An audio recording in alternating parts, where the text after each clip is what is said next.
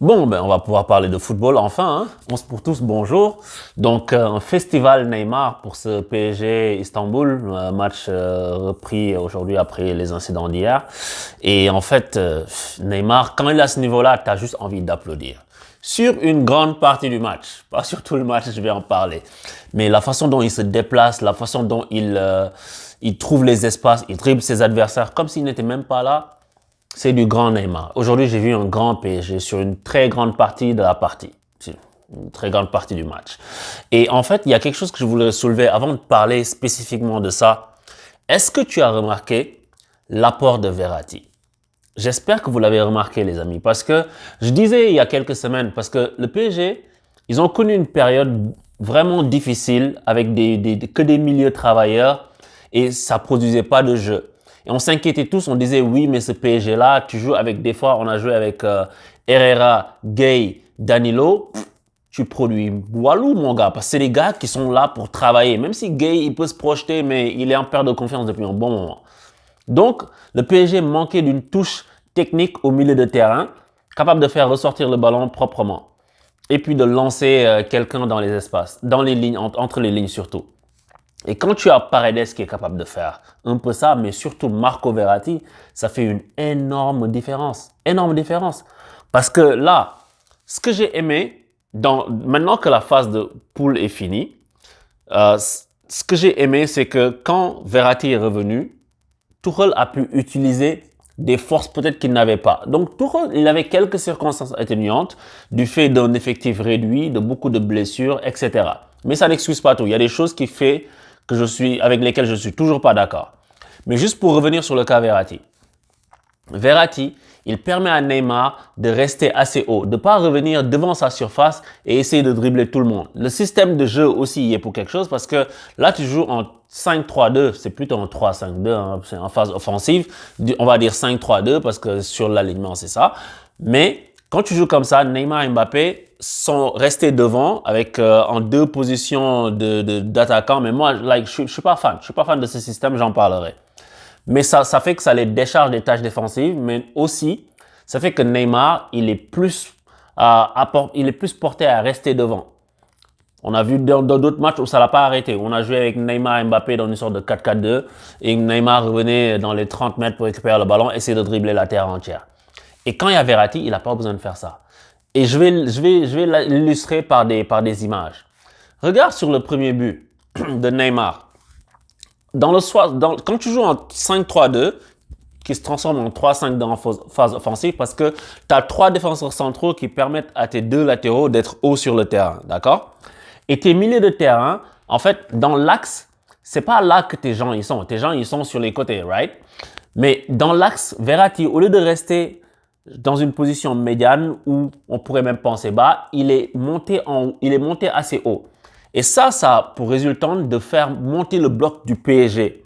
Ils jouaient assez haut. Et Verratti, sur l'action du premier but, tu le vois, il tourne beaucoup dans les 35 derniers mètres adverses.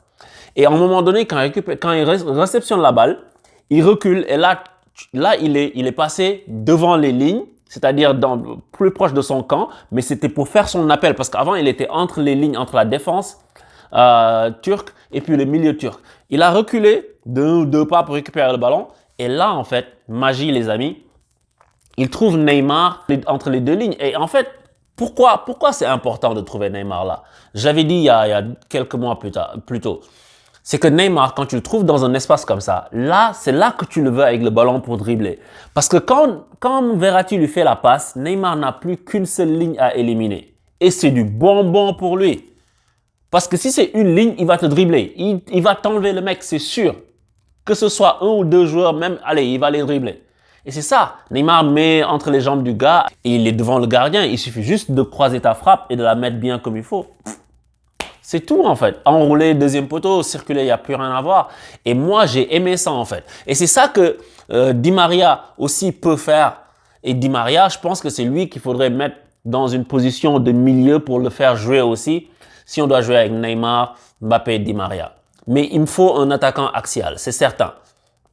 Moi, j'aurais joué Neymar dans le futur. Hein, je pense que Thomas Tuchel, il est pas con. Il fait des dingueries, hein, mais je pense qu'il est pas con. Il faut un attaquant axial, que ce soit Icardi ou bien Moïse Kean. Icardi, je ne sais pas où il est, mais il faut qu'il revienne en forme. Donc là, tu vois que avec quelqu'un ou deux personnes dans le cœur du jeu qui sont capables de combiner avec Neymar, Neymar n'a plus besoin de revenir chercher des ballons. Et ce que je dis, tu vas le voir sur plein d'actions où Verratti a le ballon et puis il est capable de trouver en une touche de balle. Et d'ailleurs, en parlant de jeu en une touche de balle, j'ai beaucoup aimé. Je regarde sur le but de Neymar, le troisième but de Neymar. C'est quoi? C'est une superbe action. Florenzi récupère au milieu de terrain, je fais un appui, je redonne et puis on lance Neymar sur le côté. Et en fait, si c'était Neymar qui était au milieu de terrain pour servir d'appui, en voulant garder le ballon, en ne jouant pas en une touche, peut-être qu'il n'y aurait jamais eu but. Donc là, le fait que Neymar ait été assez haut et que derrière, tu as des joueurs techniques qui sont capables de jouer en une touche de balle pour lancer sur le côté, ça non seulement ça fluidifie le jeu, mais c'est beau, c'est ça que tu veux voir, c'est efficace. Et ça a permis à Neymar de mettre le but en début de deuxième mi-temps. On en a mis tellement que je sais plus, c'est le quatrième but. Donc ça a permis à Neymar de mettre le quatrième but. Et ça, quand tu vois ça, tu regardes ça, tu te dis, le PSG, ils sont vraiment capables de beaucoup de bonnes choses. Mais c'est juste que des fois, tu as l'impression que l'équipe ronronne, qu'on ne sait pas qui doit faire quoi et Neymar doit tout faire. Neymar, il est excellent quand il ne doit pas tout faire. Et le football, c'est un sport collectif. C'est pas une histoire individuelle. C'est pas Neymar de tout faire. Et des fois, il en fait trop. Tu vois? Et aujourd'hui, match magnifique. Match vraiment magnifique. Après, il y a des choses à dire. Il y a des petites choses. Parce que sur la combinaison qui amène le quatrième but, donc le premier but de la deuxième mi-temps, ben, en fin de première mi-temps, Neymar a une action pareille. Mais lui, quand c'est lui, il donne pas le ballon rapidement. Parce que tu as l'impression qu'il veut toujours, je sais pas, je vais dribbler, je vais avancer avec le ballon. Parce que on aurait pu en mettre d'autres si Florenzi était servi assez vite. Parce que sur plein d'occasions, Florenzi n'a pas été trouvé très rapidement.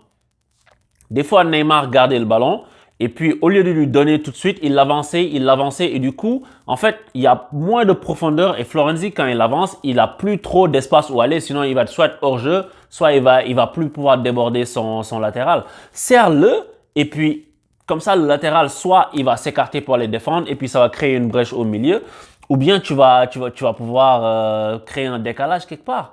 Et malheureusement, des fois, il garde trop le ballon.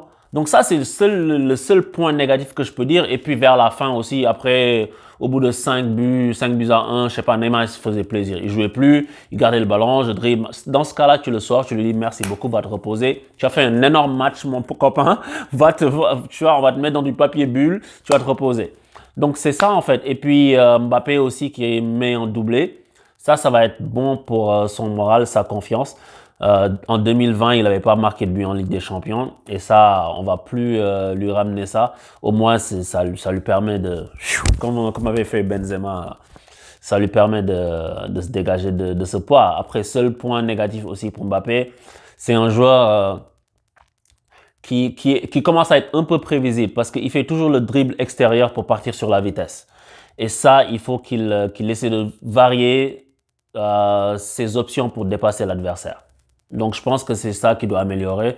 Après, sinon, voilà. Sinon, moi, je suis satisfait du PSG dans l'ensemble parce que le PSG a évolué depuis 2-3 matchs. Tu sais, si tu regardes les matchs, le niveau est monté crescendo parce que quand ils ont perdu contre Leipzig, c'était vraiment pas bon. C'était vraiment pas bon du tout avec des expulsions en veux-tu, en voilà. Après, ils ont gagné contre Leipzig dans la souffrance. Et ce jour-là, en fait, il fallait juste gagner. Le match n'était pas bon, mais au moins, ils ont gagné dans la douleur, dans la solidarité. Je pense que ça les a aidés à rester soudés, à rester concentrés et à se dire, OK, aujourd'hui, on sécurise les 3 points. Après, on va monter en puissance. Et ce qu'ils ont fait contre Manchester, il y avait du mieux. Et ce qu'ils ont fait aujourd'hui, ils ont explosé Istanbul. Mais après, ce n'est que Istanbul. Mais moi, je regarde la progression de l'équipe. Et ça, je trouve ça bien. Autre chose aussi que je ne suis pas convaincu, je disais tout à l'heure par rapport au système, ce 3-5-2 là, il ne me convainc pas. Pourquoi? Parce que j'ai Danilo en défense centrale, c'est pas possible. Et surtout, c'est lui qui est le gars le plus axial. Danilo t'a dit qu'il n'est pas défenseur central. Et sur des matchs contre des attaquants de pointe qui sont forts ou bien même qui sont juste rapides, il va prendre le bouillon. Parce que Danilo, il est lourd. Il n'a rien à faire là. Et ça s'est vu au tout début du match. Sur une action où Kimpembe se loupe, Danilo, il ne peut pas rattraper l'autre gars. Hein. l'attaquant. Bon, c'est Kimpembe qui s'est loupé, mais tu vois, je pense que si on joue dans la profondeur contre lui, on est un peu mort. Parce que là, Marquinhos, il défend souvent latéral droit. Il a rien à faire là-bas. Il l'a fait du temps de Blanc, mais à l'époque, il y avait des deux défenseurs axiaux de métier dans l'axe. Mais je pense que c'est ça le point où moi, je suis pas d'accord. J'aime pas voir les trois là avec Danilo au milieu. Soit tu le mets au milieu, soit tu le sors. Moi, je préfère garder Marquinhos au milieu. Si tu veux jouer à 3, peut-être fais jouer, je sais pas, ton Kerrer de chéri là. Peut-être que tu mets ça, mais je veux que Marquinhos soit dans l'axe de la défense. Lui ou Kimpembe, mais plus Marquinhos. Donc c'est juste ça, mais sinon, écoute, c'est fait. Le PSG est qualifié.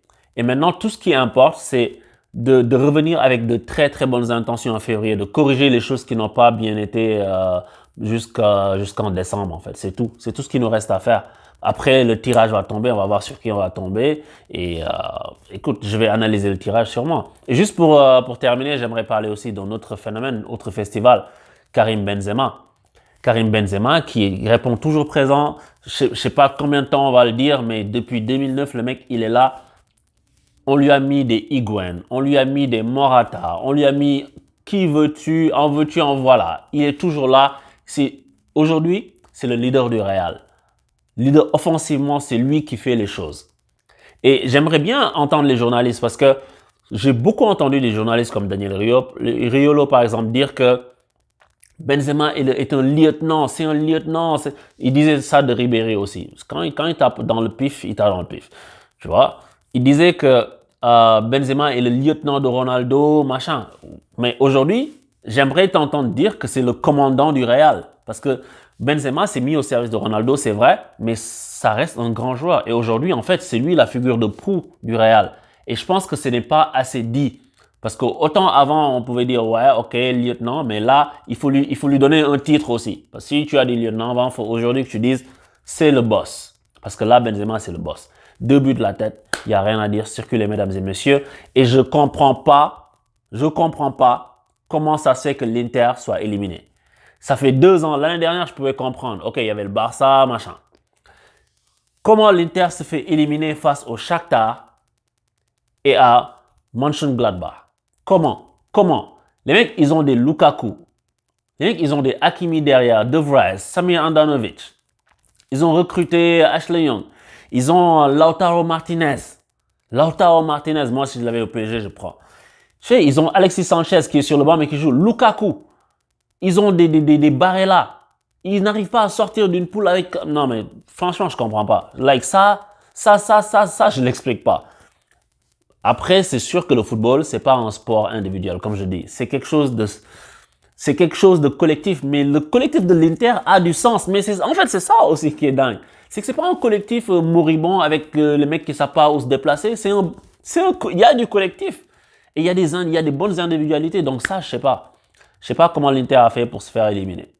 Mais en tout cas, c'est ça pour cette journée de Ligue des Champions. Le Real est qualifié. Après le Bayern, c'est une formalité et tout, l'Atlético. Donc je vous dis à bientôt et puis on va pouvoir regarder les tirages au sort dès lundi. On va voir c'est qui va affronter qui. On va pouvoir débriefer ça ensemble en toute quiétude. Donc je vous dis à bientôt sur On se pour tous. Ciao.